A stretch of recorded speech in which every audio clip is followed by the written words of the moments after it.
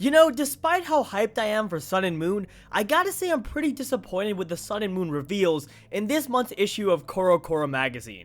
All we got was the following picture, which is just obscured box art for the Sun and Moon games and doesn't really tell us anything about them. The text pretty much says, we're not allowed to show the Legendaries right now, so we're gonna go ahead and obscure them with this light. If you guys will allow me to rant just a little, my main problem here with this leak is that CoroCoro borderline lied to us about the Sun and Moon special news features.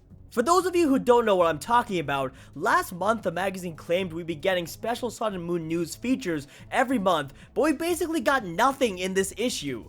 It's exceedingly obvious that there's going to be box art for the games, and really all this issue has confirmed is that there's going to be box art for Sun and Moon. If you're gonna cover up the box art, then what's the point in even releasing it in the first place?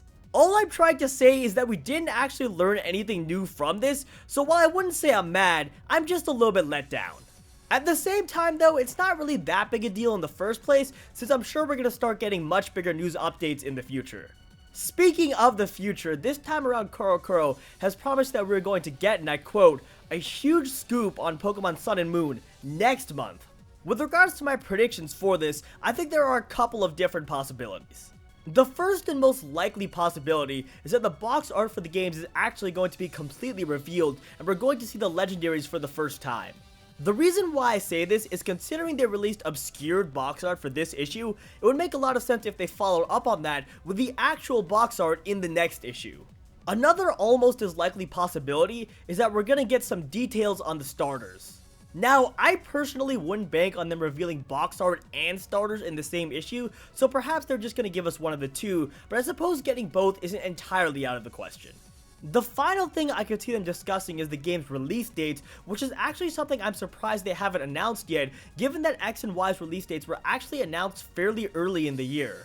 So I do think it's very possible we'll get information on the release date, such as perhaps they'll just give us the month of release, but not the actual date.